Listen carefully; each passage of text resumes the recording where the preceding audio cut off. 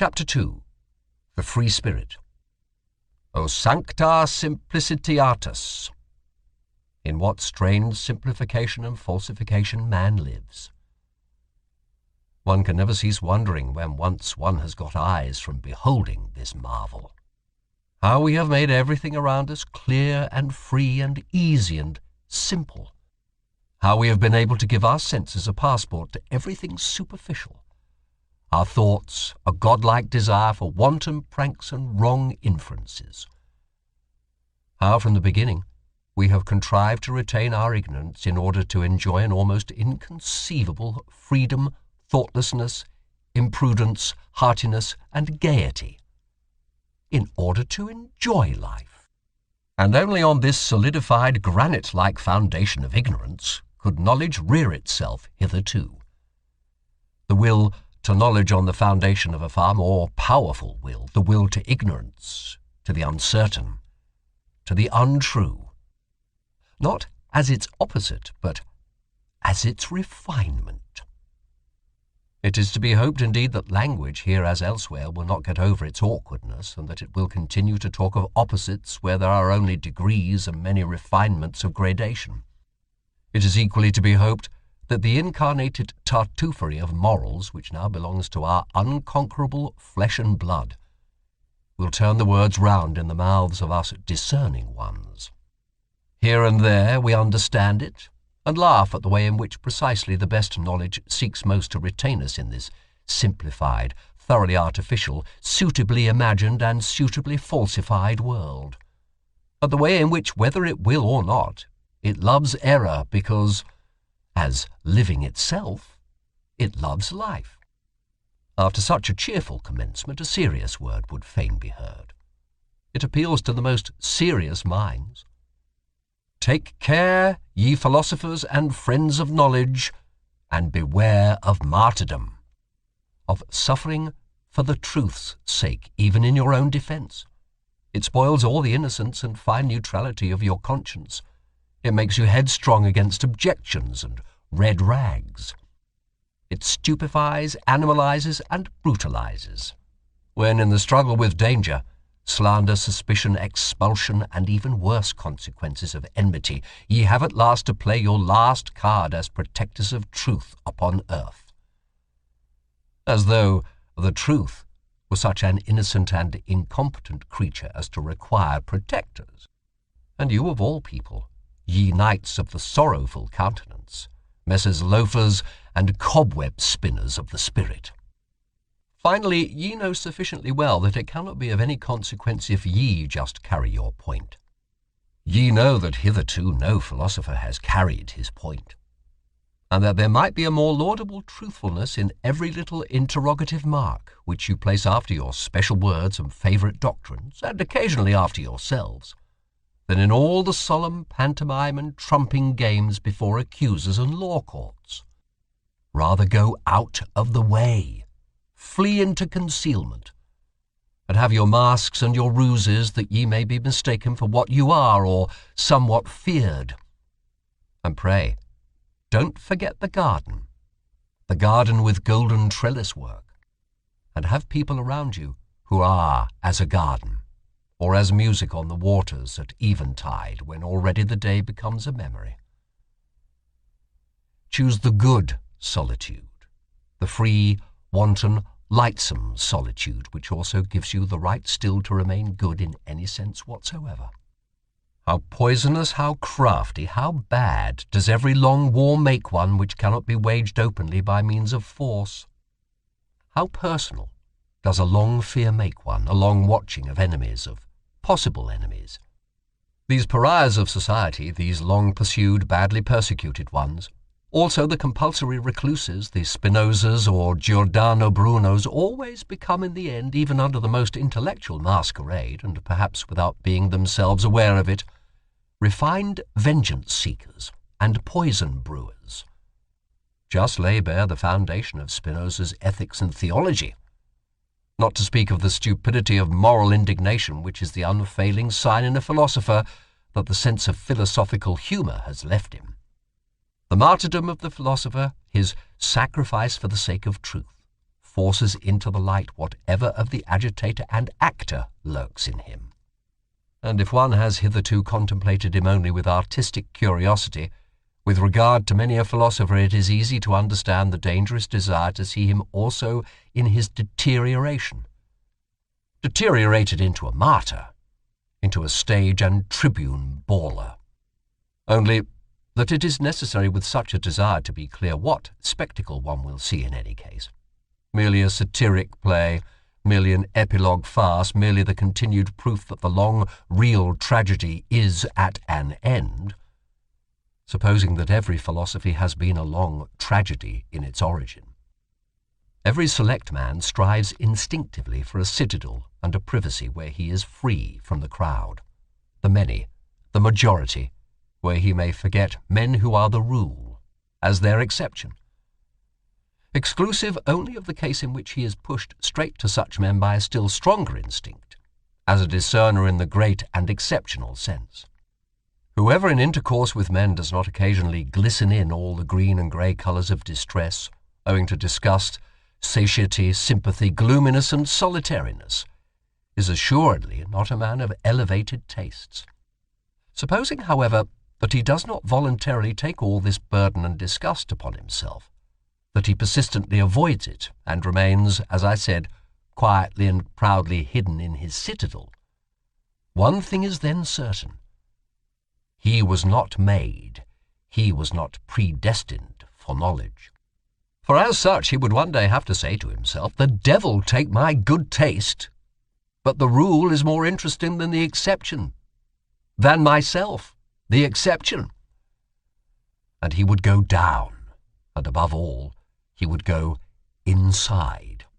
The long and serious study of the average man, and consequently much disguised, self-overcoming, familiarity and bad intercourse, all intercourse is bad intercourse except with one's equals, that constitutes a necessary part of the life history of every philosopher.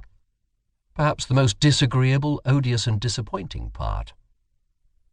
If he is fortunate, however, as a favourite child of knowledge should be, he will meet with suitable auxiliaries who will shorten and lighten his task. I mean so-called cynics, those who simply recognize the animal, the commonplace and the rule in themselves, and at the same time have so much spirituality and ticklishness as to make them talk of themselves and their like before witnesses. Sometimes they wallow even in books, as on their own dunghill. Cynicism is the only form in which base souls approach what is called honesty, and the higher man must open his ears to all the coarser or finer cynicism and congratulate himself when the clown becomes shameless right before him, or the scientific satyr speaks out. There are even cases where enchantment mixes with the disgust, namely, whereby a freak of nature, genius is bound to some such indiscreet billy-goat and ape, as in the case of Abbé Galliani, the profoundest, acutest, and perhaps also filthiest man of this century. He was far profounder than Voltaire, and consequently also a good deal more silent. It happens more frequently, as has been hinted, that a scientific head is placed on an ape's body. A fine exceptional understanding in a base soul, an occurrence by no means rare, especially among doctors and moral physiologists. And whenever anyone speaks without bitterness, or rather quite innocently, of man as a belly with two requirements and a head with one, whenever anyone sees, seeks and wants to see only hunger, sexual instinct and vanity as the real and only motives of human actions, in short, when anyone speaks badly and not even ill of man, then ought the lover of knowledge to hearken attentively and diligently.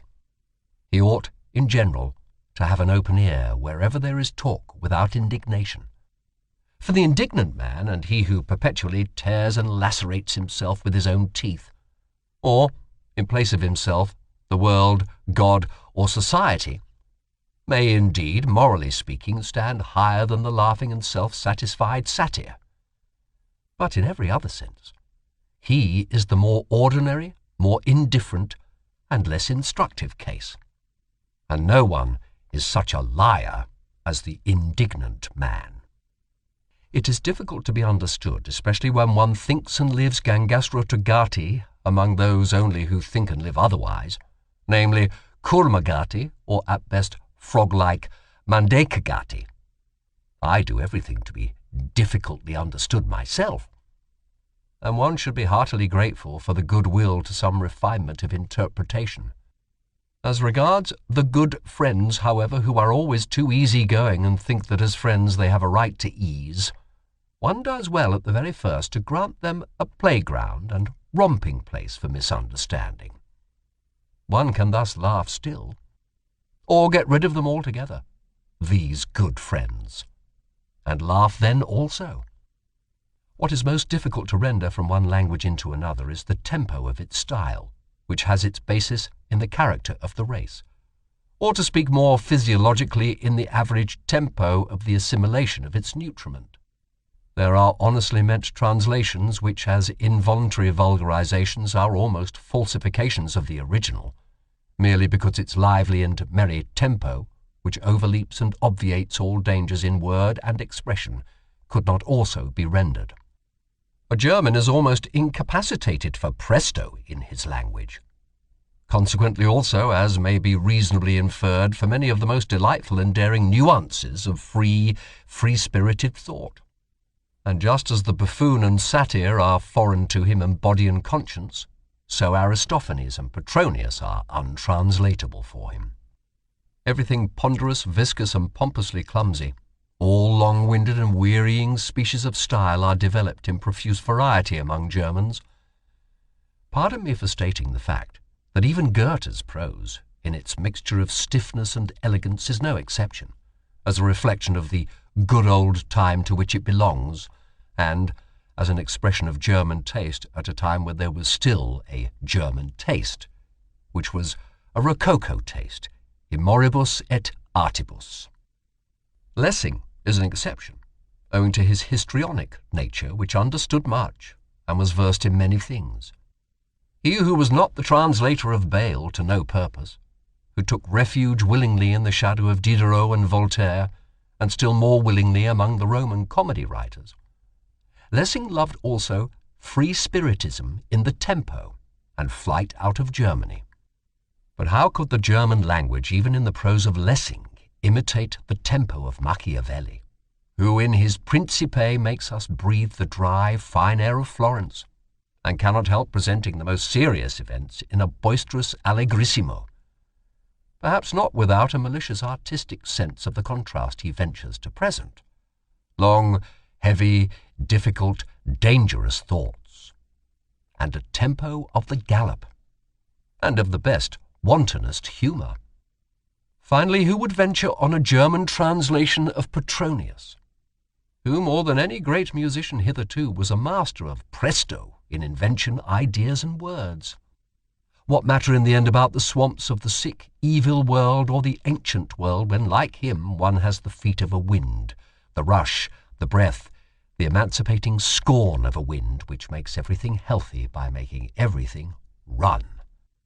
And with regard to Aristophanes, that transfiguring complementary genius for whose sake one pardons all Hellenism for having existed, provided one has understood in its full profundity all that there requires pardon and transfiguration, there is nothing that has caused me to meditate more on Plato's secrecy and sphinx-like nature than the happily preserved petit fait that under the pillow of his deathbed there was found no Bible, nor anything Egyptian, Pythagorean, or Platonic, but a book of Aristophanes.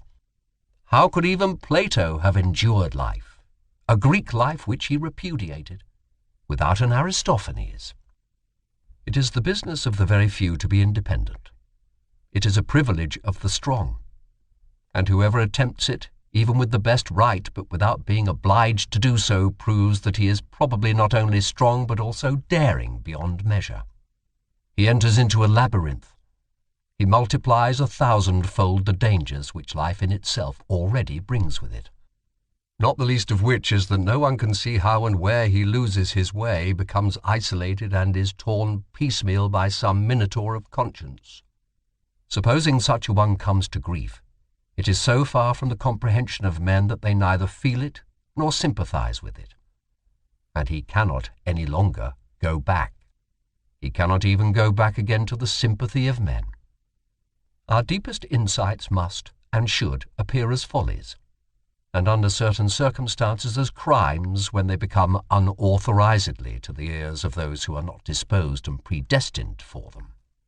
The exoteric and the esoteric, as they were formerly distinguished by philosophers, among the Indians as among the Greeks, Persians, and Mussulmans, in short, wherever people believed in gradations of rank and not in equality and equal rights, are not so much in contradistinction to one another in respect to the exoteric class, standing without and viewing, estimating, measuring, and judging from the outside and not from the inside. The more essential distinction is that the class in question views things from below upwards, while the esoteric class views things from above downwards. There are heights of the soul from which tragedy itself no longer appears to operate tragically. And if all the woe in the world were taken together, who would dare to decide whether the sight of it would necessarily seduce and constrain to sympathy, and thus to a doubling of the woe? That which serves the higher class of men for nourishment or refreshment must be almost poison to an entirely different and lower order of human beings. The virtues of the common man would perhaps mean vice and weakness in a philosopher. It might be possible for a highly developed man, supposing him to degenerate and go to ruin, to acquire qualities thereby alone, for the sake of which he would have to be honored as a saint in the lower world into which he had sunk. There are books which have an inverse value for the soul and the health, according as the inferior soul and the lower vitality, or the higher and more powerful, make use of them. In the former case they are dangerous, disturbing, unsettling books. In the latter case they are herald calls which summon the bravest to their bravery. Books for the general reader are always ill-smelling books. The odour of paltry people clings to them. Where the populace eat and drink, and even where they reverence, it is accustomed to stink. One should not go into churches if one wishes to breathe pure air. In our youthful years we still venerate and despise, without the art of nuance, which is the best gain of life, and we have rightly to do hard penance for having fallen upon men and things with yea and nay. Everything is so arranged that the worst of all tastes, the taste for the unconditional, is cruelly befooled and abused, until a man learns to introduce a little art into his sentiments, and prefers to try conclusions with the artificial as do the real artists of life. The angry and reverent spirit peculiar to youth appears to allow itself no peace until it has suitably falsified men and things to be able to vent its passion upon them. Youth, in itself even, is something falsifying and deceptive. Later on, when the young soul, tortured by continual disillusions, finally turns suspiciously against itself, still ardent and savage even in its suspicion and remorse of conscience, how it upbraids itself, how impatiently it tears itself, how it revenges itself for its long self-blinding, as though it had been a voluntary blindness. In this transition one punishes oneself by distrust of one's sentiments. One tortures one's enthusiasm with doubt. One feels even the good conscience to be a danger, as if it were the self-concealment and lassitude of a more refined uprightness. And above all, one espouses upon principle the cause against youth. A decade later, and one comprehends that all this was also still youth. Throughout the longest period of human history, one calls it the prehistoric period. The value or non-value of an action was inferred from its consequences. The action in itself was not taken into consideration any more than its origin. But pretty much as in China at present, where the distinction or disgrace of a child redounds to its parents, the retro-operating power of success or failure was what induced men to think well or ill of an action.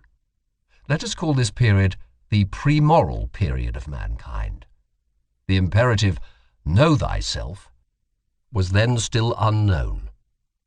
In the last 10,000 years, on the other hand, on certain large portions of the earth, one has gradually got so far that one no longer lets the consequences of an action but its origin decide with regards to its worth. A great achievement as a whole. an important refinement of vision and of criterion, the unconscious effect of the supremacy of aristocratic values and of the belief in origin, the mark of a period which may be designated in the narrower sense as the moral one. The first attempt at self-knowledge is thereby made. Instead of the consequences, the origin. What an inversion of perspective! And assuredly an inversion effected only after long struggle and wavering. To be sure, an ominous new superstition, a peculiar narrowness of interpretation, attained supremacy precisely thereby. The origin of an action was interpreted in the most definite sense possible, as origin out of an intention. People were agreed in the belief that the value of an action lay in the value of its intention. The intention as the sole origin and antecedent history of an action. Under the influence of this prejudice, moral praise and blame have been bestowed, and men have judged and even philosophized almost up to the present day. Is it not possible, however, that the necessity may now have arisen of again making up our minds with regard to the reversing and fundamental shifting of values, owing to a new self-consciousness and acuteness in man? Is it not possible that we may be standing on the threshold of a period which, to begin with, would be distinguished negatively as ultra-moral? Nowadays, when, at least among us immoralists, the suspicion arises that the decisive value of an action lies precisely in that which is not intentional, and that all its intentionalness, all that is seen, sensible, or sensed in it, belongs to its surface or skin, which, like every skin, betrays something but conceals still more. In short, we believe that the intention is only a sign or symptom which first requires an explanation. A sign, moreover, which has too many interpretations and consequently hardly any meaning in itself alone, that morality, in the sense in which it has been understood hitherto as intention morality, has been a prejudice. Perhaps a prematureness or preliminariness, probably something of the same rank as astrology and alchemy. But in any case, something which must be surmounted. The surmounting of morality, in a certain sense even the self-mounting of morality, let that be the name for the long secret labour which has been reserved for the most refined, the most upright, and also the most wicked consciences of today, as the living touchstones of the soul. It cannot be helped. The sentiment of surrender, of sacrifice for one's neighbour, and all self-renunciation morality must be mercilessly called to account and brought to judgment, just as the aesthetics of disinterested contemplation, under which the emasculation of art nowadays seeks insidiously enough to create itself a good conscience. There is far too much witchery and sugar in the sentiments for others and not for myself, for one not needing to be doubly distrustful here, and for one asking promptly, are they not perhaps deceptions, that they please him who has them and him who enjoys their fruit, and also the mere spectator? That is still no argument in their favour, but just calls for caution. Let us therefore be cautious. At whatever standpoint of philosophy one may place oneself nowadays, seen from every position, the erroneousness of the world in which we think we live is the surest and most certain thing our eyes can light upon. We find proof after proof thereof, which would fain allure us into surmises concerning a deceptive principle in the nature of things. He, however, who makes thinking itself, and consequently the spirit, responsible for the falseness of the world, an honourable exit which every conscious or unconscious advocatus Dei avails himself of, he who regards this world, including space, time, form, and movement, as falsely deduced, would have at least good reason in the end to become distrustful also of all thinking. Has it not hitherto been played upon us, the worst of scurvy tricks? And what guarantee would it give that it would not continue to do what it has always been doing?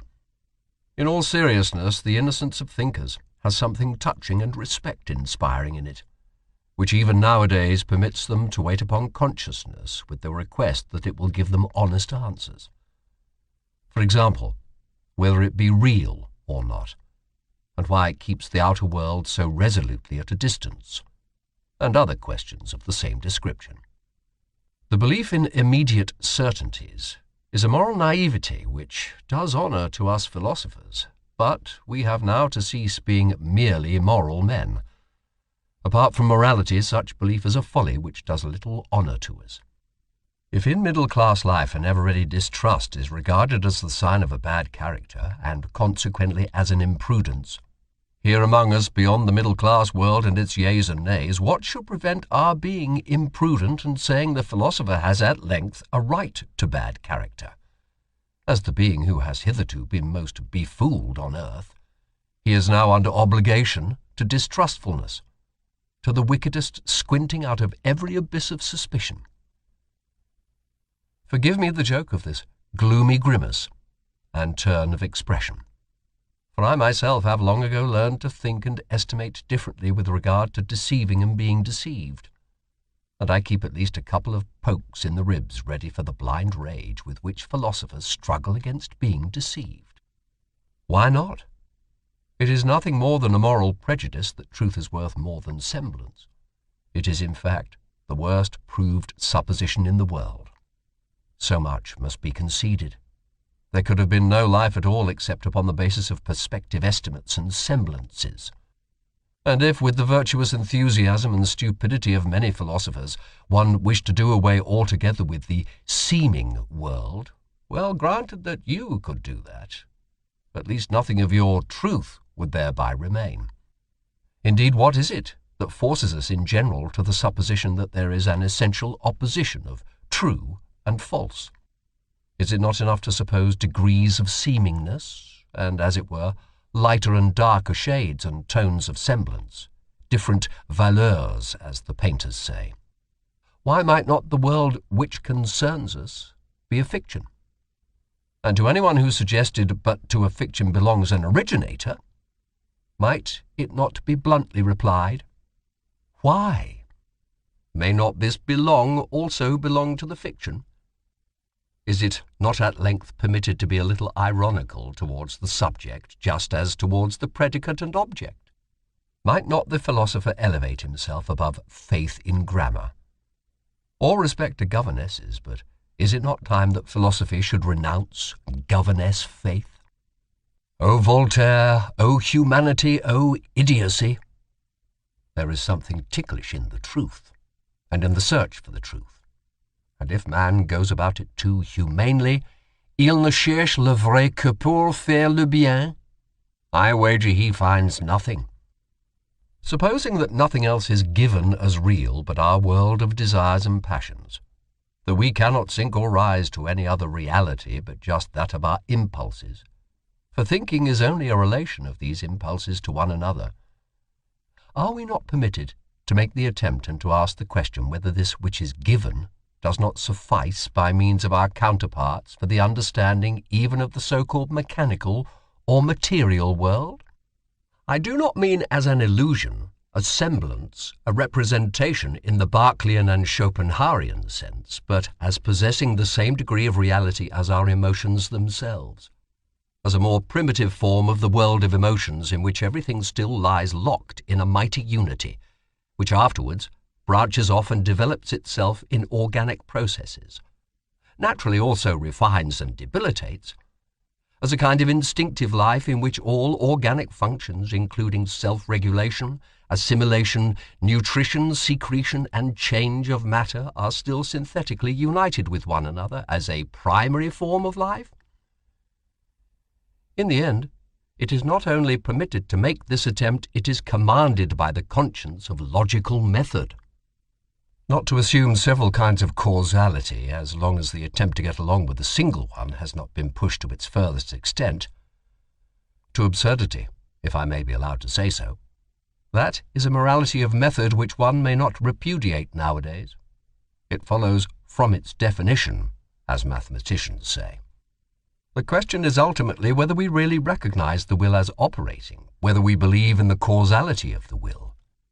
If we do so, and fundamentally our belief in this is just our belief in causality itself, we must make the attempt to posit hypothetically the causality of the will as the only causality. Will can naturally only operate on will and not on matter, not on nerves, for instance. In short, The hypothesis must be hazarded whether will does not operate on will wherever effects are recognized, and whether all mechanical action, inasmuch as a power operates therein, is not just the power of will, the effect of will.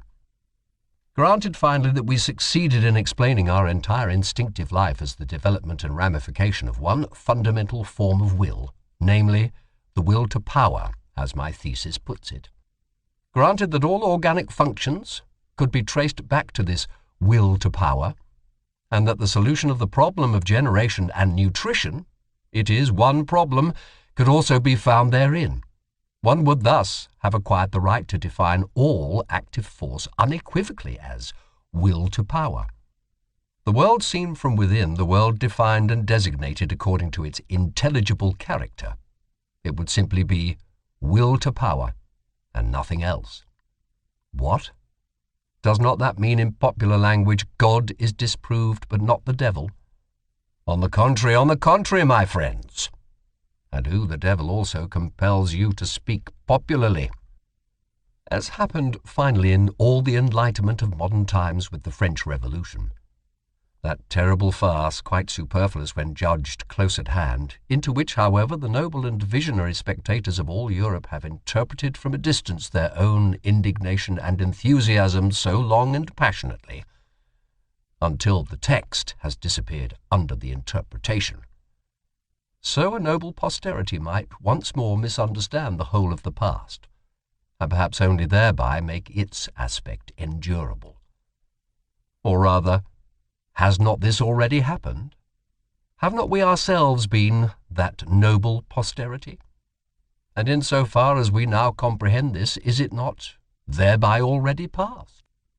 Nobody will very readily regard a doctrine as true merely because it makes people happy or virtuous, excepting perhaps the amiable idealists, who are enthusiastic about the good, true, and beautiful, and let all kinds of motley, coarse, and good-natured desirabilities swim about promiscuously in their pond. Happiness and virtue are no arguments. It is willingly forgotten, however, even on the part of thoughtful minds, that to make unhappy and to make bad are just as little counter-arguments. A thing could be true, although it were in the highest degree injurious and dangerous. Indeed, the fundamental constitution of existence might be such that one succumbed by a full knowledge of it, so that the strength of a mind might be measured by the amount of truth it could endure. Or, to speak more plainly, by the extent to which it required truth attenuated, veiled, sweetened, damped, and falsified. But there is no doubt that for the discovery of certain portions of truth, the wicked and unfortunate are more favourably situated, and have a greater likelihood of success. Not to speak of the wicked who are happy, a species about whom moralists are silent. Perhaps severity and craft are more favourable conditions for the development of strong, independent spirits and philosophers than the gentle, refined, yielding good nature and habit of taking things easily, which are prized and rightly prized in a learned man. Presupposing always to begin with that the term philosopher be not confined to the philosopher who writes books, or even introduces his philosophy into books. Stendhal furnishes a last feature of the portrait of the free-spirited philosopher, which, for the sake of German taste, I will not omit to underline, for it is opposed to German taste. Pour être bon philosophe, says this last great psychologist, il faut être sec, clair, sans illusion. Un banquier qui a fait fortune a une partie du caractère requis pour faire des découvertes en philosophie, c'est-à-dire pour voir clair dans ce qui est. Everything that is profound loves the mask. The profoundest things have a hatred even of figure and likeness. Should not the contrary only be the right disguise for the shame of a god to go about in? A question worth asking. It would be strange if some mystic has not already ventured on the same kind of thing. There are proceedings of such a delicate nature that it is well to overwhelm them with coarseness and make them unrecognizable. There are actions of love and of an extravagant magnanimity after which nothing can be wiser than to take a stick and thrash the witness soundly. One thereby obscures his recollection. Many one is able to obscure and abuse his own memory in order at least to have vengeance on this sole party in the secret. Shame is inventive. They are not the worst things of which one is most ashamed. There is not only deceit behind a mask, there is so much goodness in craft. I could imagine that a man with something costly and fragile to conceal would roll through life clumsily and rotundly like an old, green, heavily hooped wine cask, the refinement of his shame requiring it to be so. A man who has depths in his shame meets his destiny and his delicate decisions upon paths which few ever reach, and with regard to the existence of which his nearest and most intimate friends may be ignorant. His mortal danger conceals itself from their eyes, and equally so his regained security. Such a hidden nature, which instinctively employs speech for silence and concealment, and is inexhaustible in evasion of communication, desires and insists that a mask of himself shall occupy his place in the hearts and heads of his friends. And supposing he does not desire it, his eyes will some day be opened to the fact that there is nevertheless a mask of him there, and that it is well to be so. Every profound spirit needs a mask. Nay, more. Around every profound spirit there continually grows a mask owing to the constantly false, that is to say, superficial interpretation of every word he utters, every step he takes, every sign of life he manifests. One must subject oneself to one's own tests that one is destined for independence and command, and do so at the right time. One must not avoid one's tests, although they constitute perhaps the most dangerous game one can play, and are in the end tests made only before ourselves and before no other judge. Not to cleave to any person, be it even the dearest. Every person is a prison, and also a recess. Not to cleave to a fatherland, be it even the most suffering and necessitous. It is even less difficult to detach one's heart from a victorious fatherland. Not to cleave to a sympathy, be it even for higher men into whose peculiar torture and helplessness chance has given us an insight. Not to cleave to a science, though it tempt one with the most valuable discoveries apparently specially reserved for us. Not to cleave to one's own liberation, to the voluptuous distance and remoteness of the bird which always flies further aloft in order always to see more under it, the danger of the flyer. Not to cleave to our own virtues, nor become as a whole a victim to any of our specialties, to our hospitality, for instance, which is the danger of dangers for highly developed and wealthy souls, who deal prodigally, almost indifferently with themselves, and push the virtue of liberality so far that it becomes a vice. One must know how to conserve oneself, the best test of independence. A new order of philosophers is appearing. I shall venture to baptize them by a name not without danger.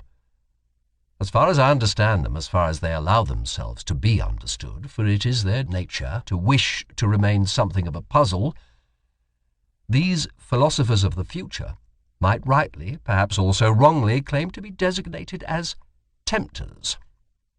This name itself is after all only an attempt, or, if it be preferred, a temptation. Will they be new friends of truth, these coming philosophers? Very probably, for all philosophers hitherto have loved their truths. But assuredly they will not be dogmatists. It must be contrary to their pride and also contrary to their taste that their truth should still be truth for everyone, that which has hitherto been the secret wish and ultimate purpose of all dogmatic efforts. My opinion is my opinion. Another person has not easily a right to it. Such a philosopher of the future will say, perhaps. One must renounce the bad taste of wishing to agree with many people. Good is no longer good when one's neighbour takes it into his mouth. And how could there be a common good? The expression contradicts itself. That which can be common is always of small value. In the end, things must be as they are and have always been. The great things remain for the great, the abysses for the profound, the delicacies and thrills for the refined, and, to sum up shortly, everything rare for the rare. Need I say expressly after all this that they will be free, very free spirits, these philosophers of the future? As certainly also they will not be merely free spirits, but something more, higher, greater, and fundamentally different, which does not wish to be misunderstood and mistaken. But while I say this, I feel under obligation almost as much to them as to ourselves, we free spirits who are their heralds and forerunners, to sweep away from ourselves altogether a stupid old prejudice and misunderstanding which, like a fog, has too long made the conception of free spirit obscure. In every country of Europe, and the same in America, there is at present something which makes an abuse of this name a very narrow, prepossessed, enchained class of spirits, who desire almost the opposite of what our intentions and instincts prompt. Not to mention that in respect to the new philosophers who are appearing, they must still more be closed windows and bolted doors. Briefly and regrettably, they belong to the levellers, these wrongly named free spirits, as glib-tongued and scribe-fingered slaves of the democratic taste and its modern ideas, all of them men without solitude, without personal solitude, blunt, honest fellows to whom neither courage nor honourable conduct ought to be denied, only they are not free, and are ludicrously superficial, especially in their innate partiality for seeing the cause of almost all human misery and failure in the old forms in which society has hitherto existed, a notion which happily inverts the truth entirely. What they would fain attain with all their strength is the universal green meadow happiness of the herd, together with security, safety, comfort, and alleviation of life for everyone. Their two most frequently chanted songs and doctrines are called Equality of Rights and Sympathy with All Sufferers. And suffering itself is looked upon by them as something which must be done away with. We opposite ones, however, who have opened our eye and conscience to the question how and where the plant man has hitherto grown most vigorously, believe that this has always taken place under the opposite conditions, that for this end the dangerousness of his situation had to be increased enormously. His inventive faculty and dissembling power, his spirit, had to develop into subtlety and daring under long oppression and compulsion, and his will to life had to be increased to the unconditioned will to power.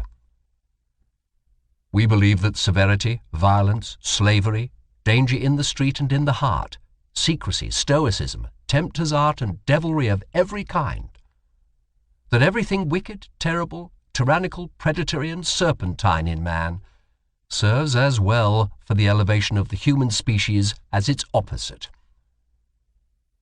We do not even say enough when we say only this much. And in any case we find ourselves here, both with our speech and our silence, at the other extreme of all modern ideology and gregarious desirability, as their antipodes, perhaps. What wonder that we, free spirits, are not exactly the most communicative spirits? Though we do not wish to betray in every respect what a spirit can free itself from, and where, perhaps, it will then be driven.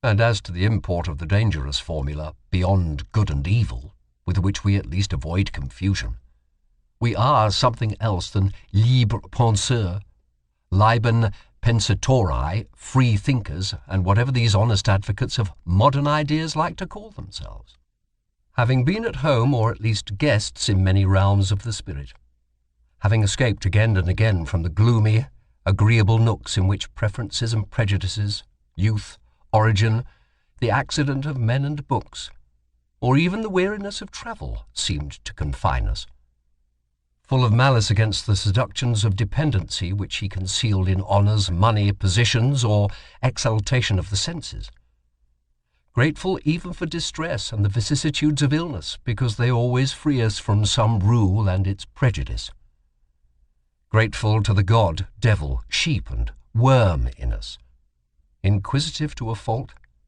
investigators to the point of cruelty, with unhesitating fingers for the intangible, with teeth and stomachs for the most indigestible, ready for any business that requires sagacity and acute senses, ready for every adventure, owing to an excess of free will, with anterior and posterior souls, into the ultimate intentions of which it is difficult to pry, with foregrounds and backgrounds to the end of which no foot may run, hidden ones under the mantles of light, appropriators, although we resemble heirs and spendthrifts, arrangers and collectors from morning till night, misers of our wealth and our full-crammed drawers, economical in learning and forgetting, inventive in scheming, sometimes proud of tables, of categories, sometimes pedants, sometimes night owls of work even in full day, yea,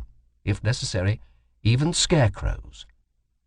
And it is necessary nowadays, that is to say, inasmuch as we are the born, sworn, jealous friends of solitude, of our own profoundest midnight and midday solitude. Such kind of men are we free spirits, and perhaps ye are also something of the same kind, ye coming ones, ye new philosophers.